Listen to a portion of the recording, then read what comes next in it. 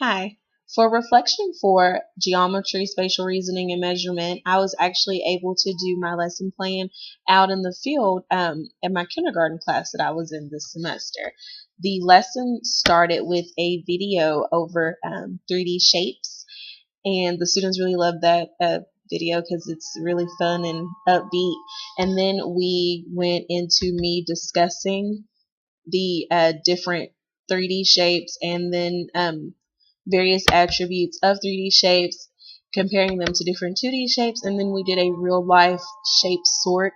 The students were asked to bring in 3D shaped objects from home, and we sorted them out into large columns on the floor, and they can actually see and relate the shapes back to things that they have at home, such as a Kleenex box and with a rectangular prism, or a soccer ball with a sphere.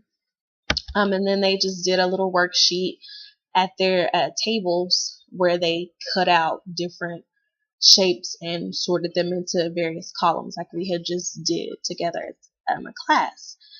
So one challenge that I had when preparing my lesson plan was understanding what vocabulary needed to be used and addressed when discussing the different attributes.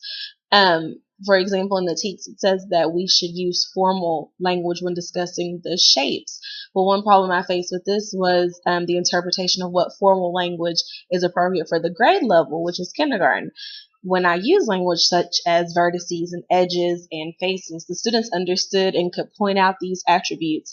But some people would argue that it was too early to teach this language. I actually had a discussion, two discussions, one with my supervisor out in the field who thought it was too early to teach this language to the students, and then one with my mentor teacher who praised me for going a step above. And even though I did not know the scope and sequence of the school that I was in, my lesson actually lined up right with where the school says the students should be, and that's hearing and understanding some of this formal vocabulary.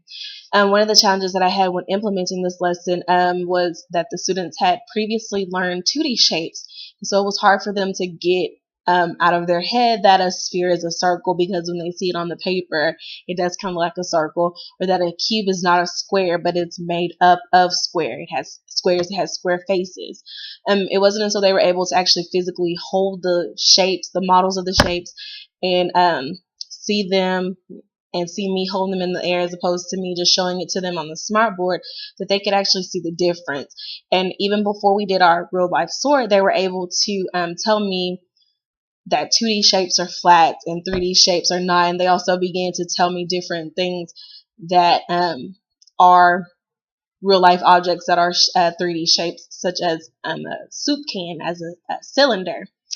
One thing that was affected by this lesson, the learning that was affected by this lesson, I feel that it was a fairly good lesson. The students came out understanding some of the attributes of 3D shapes, and they could tell me the 2D shapes that made up the 3D shapes, such as a circle face or a base of the cone, or the square faces of a cube. So I think that was a success for a kindergarten class. They were also able to point out the vertices, and they were able to point out the edges. And if I could do it again, I would plan more time for the students to actually have more hands-on time to manipulate these shapes before we jumped right into the vocabulary and labeling and things like that. I would have them be able to hold them more and to see them closer so that they could understand more. Thanks.